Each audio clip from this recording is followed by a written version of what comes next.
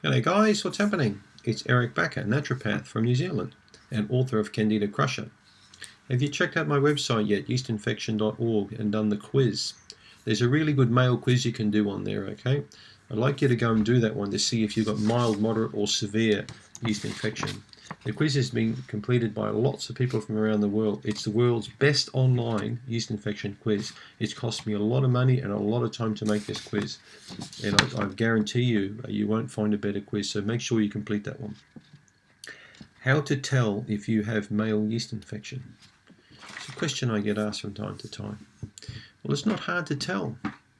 There are certain particular and peculiar signs and symptoms on how to tell, okay?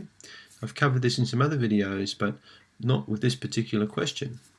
So the typical symptoms are itching, redness, and with continued scratching. There'll be burning of the skin as well. Some people are driven crazy by this condition. I've seen guys from all around the world email me or Skype me with this condition. Some just don't even want to live anymore. They have the condition so bad, okay? Some people think they've got a sexually transmitted disease and don't want to sleep with their partner. They're very embarrassed with it. Others think that they're going to give it to their partner. I cover these questions in other videos. But how to tell if you have a male yeast infection is not hard, all right? You don't usually need a doctor to tell you this, because the most characteristic symptom is itching. Itching and redness and wanting to scratch that area. And a key area to look at often for guys will be the inner thigh region, in around here. These are key sort of areas if you're scratching in and around there, okay? It'll often start on one side and it can sometimes cover both sides.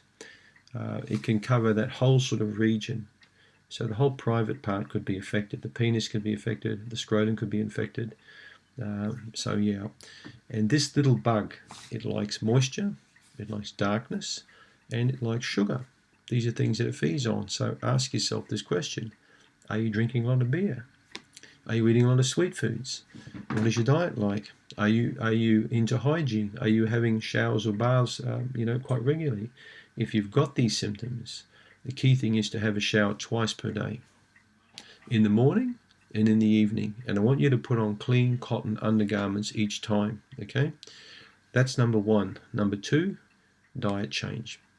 You need to look carefully what you're eating to stop feeding this yeast. My father had this problem for a long time. But Dad would eat all the wrong foods. He'd have lots of ice cream, he'd have lots of cookies, he'd have lots of endless cups of coffee with 2 or 3 sugars in them. So these are the sort of things that feed up the candida.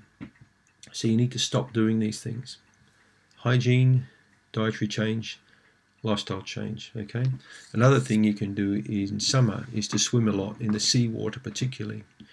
And when you can, is wear little or no underclothing and get sun exposure on the area. So these are the sort of things that are going to help eradicate the condition.